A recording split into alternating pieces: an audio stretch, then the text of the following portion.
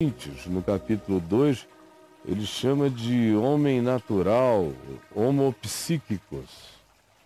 Esse indivíduo que tem vida orgânico-psíquica, mas não transcendeu a alma, não transcendeu as emoções, não transcendeu os próprios pensamentos, a maioria deles produzidos por sentimentos e emoções e não pela razão mais límpida possível.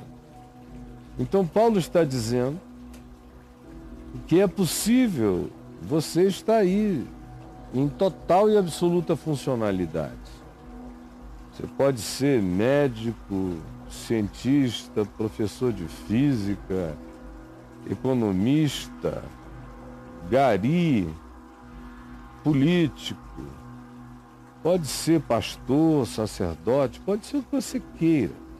Pode ter a função que você tenha escolhido ter ou a você tenha sido dada. No entanto, pode ser que, apesar de toda a sua proatividade, de toda a sua capacidade de ganhar dinheiro, de toda a sua inteligência, você seja apenas um boneco funcional, como Paulo também chama, escrevendo aos Coríntios, quando ele diz, vós sois carnais, ele diz, vocês são como bonecos de carne.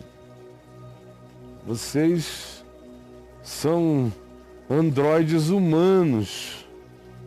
Era assim que vocês viviam. Pulsões psíquicas e emulações orgânicas. E a isso vocês chamavam existência. Mas essa existência não tinha vida. Não a vida que Cristo trouxe para dar, que é um ativamento de natureza espiritual.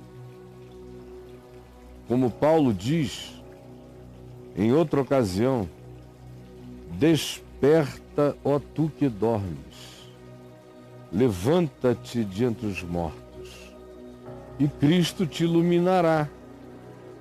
Ou seja, para Paulo, se eu não fui iluminado pela luz do amor de Deus no Evangelho, em Cristo, não estou falando de religião, é de espiritualidade, eu estou falando de fé, eu estou falando de se apossar da consciência de Cristo para si. Se não for assim, você está morto. Por isso ele diz, desperta tu que dormes. Porque tem uma dimensão inteira da sua vida totalmente amortecida, cegada. Você não está inteiro, não está completo. Ninguém está, a menos que a gente seja ativado pela palavra do poder de Deus na vida da gente. E Ele nos dê vida no Espírito, para que eu deixe de ser o homem natural, ou homo psíquicos, e passe a ser o homem espiritual, ou homo pneumáticos, como Paulo define em 1 Coríntios 2. E Paulo não está inventando isto. Isso tem a ver com o que Jesus ensinou. O contexto do Evangelho está cheio disso. Mas especialmente quando Jesus convida um determinado jovem homem para segui-lo. E o homem diz, deixa-me primeiro sepultar meu pai. Ou seja, depois que meu pai morrer, eu vou te seguir. Por enquanto, eu não vou porque meu pai ainda vive. E então Jesus lhe disse, deixa os mortos sepultarem os seus próprios mortos. Quanto a ti, vem e segue-me. Jesus usa essa imagem de estar morto e ser acordado pela palavra várias vezes. Ele diz explicitamente isso, que enquanto a esperança eterna que o Evangelho carrega não brota dentro da gente, você pode ser o dono do Facebook, do Instagram, pode ser o criador do Google, pode ser um gênio, pode ter toda a capacidade funcional, racional e emocional em pleno desenvolvimento, mas há uma dimensão sua que não foi acordada. Você está aí há anos, para lá e para cá, mas eventualmente você é um boneco funcional com inteligência cerebral, mas sem nenhum despertamento de natureza espiritual. Tudo que interessa a pessoa tem a ver com este mundo, com as conquistas da presente ordem de coisas, com o alcance das vaidades propostas, mas se você falar de algum modo, de alguma forma, em vida no espírito, eles não só silenciam, mas mudam de assunto numa correria extraordinária. Porque eles não têm o que dizer, eles não sabem nem o que é isso. Porque, segundo Paulo, eles estão mortos. Segundo Jesus, eles são funcionais. São como mortos sepultando os seus mortos. Mas não têm vida no espírito. Não foram acordados, não ouviram a voz do Filho de Deus no coração. E Jesus diz em João, no capítulo 5, que aquele que ouve a voz do Filho, do Espírito de Cristo no coração, esse acorda, esse desperta, esse levanta e sai da morte, Jesus diz, para a vida. Mostrando que antes disso ele é todo funcional, só não tem a vida de Deus. Ele tem vida orgânico-psíquica, mas não é alimentado pela vida eterna, pela esperança eterna, pelo amor eterno, pela certeza de ser amado desde a eternidade e de que a sua existência faz sentido no amor de Deus. Ele é só uma máquina solar, mas não é ainda um indivíduo habitado pela vida de Deus no coração, porque isso é algo infinitamente mais profundo do que simplesmente existir. Ele vos deu vida, estando vós mortos, mortos nos vossos delitos, que tem a ver com deliberações, é uma palavra grega que dá a entender algo que é como deliberar. Deliberar e fazer o mal. Paulo diz, vocês estavam mortos pelas escolhas do ódio, da indiferença, da falta de solidariedade, da descrença, da não-fé, da incapacidade de serem grávidos de esperança enquanto caminham pela vida. Quem não tem essas coisas no coração está morto, porque essas são as realidades às quais Deus chama vida. E o que não é isso pode ser tudo, mas não faz alguém um ser espiritualmente vivo.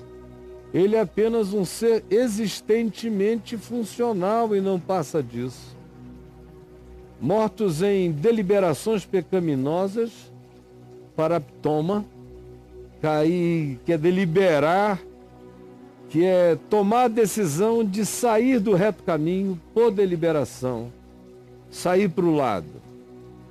Estamos mortos, diz ele, em delitos e em pecados que é o pecado essencial, é o pecado de ser, que é o desvio de natureza indiscernivelmente presente em todo ser humano, de tal modo que mesmo a nossa melhor intenção ainda carrega seu próprio desvio.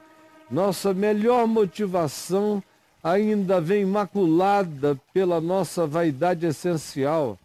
Nosso melhor desejo, por mais que nós busquemos que ele seja santo, ainda é produzido pela nossa realidade de seres ensoberbecidos em busca de uma existência que nos remunere e que nos glorie na presente existência, enquanto a gente vive vazio da vida que é, da vida que salta para a eternidade.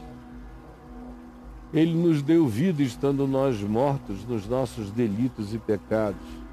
Ele nos deu, é dádiva, é graça, é favor imerecido, é uma intervenção que vem de Deus para o homem. Não é o homem que se acorda, é Deus que o desperta pela palavra. Quando ouvem a palavra e acordam-se pela palavra. Do contrário, continuarão existindo mortos. E Paulo diz como e por quê. Deus nos deu vida, enquanto antes nós existíamos mortos andando segundo o curso deste mundo. Sim, andávamos, e muitos hoje ainda andam assim, fazendo a vontade da carne. A carne quer, você dá. A carne pede, você não nega. A carne demanda, você entrega. Fazendo a vontade do desejo, da compulsividade caprichosa e vaidosa. Segundo as inclinações da carne, fazendo a vontade da carne e dos pensamentos. Não é da razão, nem da racionalidade. É a vontade dos pensamentos produzidos pela emulação caprichosa da carne. Tem gente que não tem um único pensamento espiritual. Não tem nenhum. Tem gente que só tem QI, coeficiente de inteligência. E sem o discernimento da inteligência espiritual, que só é ativada em nós quando o evangelho bomba dentro da gente. Portanto, existindo mortos, fazendo a vontade da carne, como máquinas solares, e dos pensamentos emulados pelo desejo psíquico, sem uma consciência superior. E éramos assim, todos nós, por natureza, filhos da ira. Filhos da ira. Entregávamos com avidez àquilo que suscita o desgosto universal, o desgosto divino, evocando sobre nós aquilo que com certeza volta e vem, que machuca e que destrói, que infelicita, que bloqueia o potencial todo que Deus nos deu e a gente não sabe nem que possui, porque vive morto e precisa ser ativado pela graça de Deus.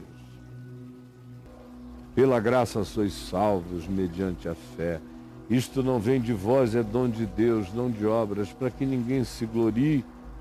E a intenção de Deus em nos ativando pela graça e pelo seu amor é nos fazer Jesusinhos, é nos fazer Cristozinhos espalhados pela terra, é nos tornarmos como Jesus, deixarmos de ser bonecos de carne, homens naturais, homens animais, homens apenas psíquicos, e nos tornar seres do Espírito, nós somos assim tomados de toda a plenitude de Deus. Você já imaginou o que é isso? Um ser humanozinho ser tomado de toda a plenitude de Deus. Imagina só o que vai crescendo nele, na cabeça dele, no olhar dele, no discernimento dele, na percepção dele, as sinapses novas que o amor produz, que a fé produz. Tem coisas que só a fé produz, tem coisas que só o amor faz acordar em nós, só a confiança. Você vai se expandindo em todas as direções até ficar tomado de toda a plenitude de Deus. É claro que Paulo, que escreveu isso, não era um cara igual a todo mundo. Onde ele passava, ele era o cara diferente. Aqueles filósofos epicureus e estoicos lá do Areópago de Atenas eram meninos perto desse discernimento, dessa compreensão. Onde ele chegava, ele estava para além de todas as compreensões, de todos os entendimentos, de todos os discernimentos. Ele sabia disso. Ele sabia o que tinha sido feito nele, é o que ele descreve. Ele não está falando de uma teoria, ele está descrevendo uma experiência. Uma experiência extraordinária, acerca da qual ele conclui com as seguintes palavras: ora, aquele que é poderoso, operantemente poderoso para fazer acontecer infinitamente mais do que pedimos ou pensamos, conforme o seu poder, o seu dunamis que opera em nós. Essa bola eterna de fogo que me habita, Ele, pelo seu poder que opera em nós, fará infinitamente mais do que tudo que eu consigo descrever ou comunicar.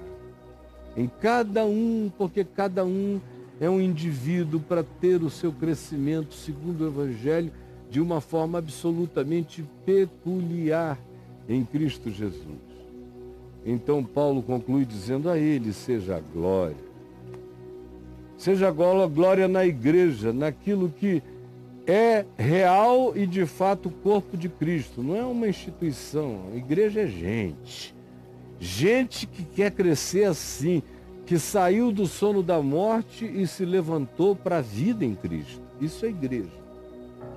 A Ele seja a glória na igreja, em Cristo Jesus, por todas as gerações, incluindo a minha. Muito obrigado, meu irmão Paulo, porque assim é.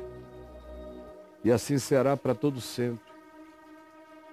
O Evangelho produz o que nada mais produz, ativa compreensões que nenhum outro poder realiza e acorda você para perspectivas que nenhuma inteligência humana alcança. O indivíduo pode ser um gênio espiritualmente morto na burrice da sua escuridão. Você me compreendeu?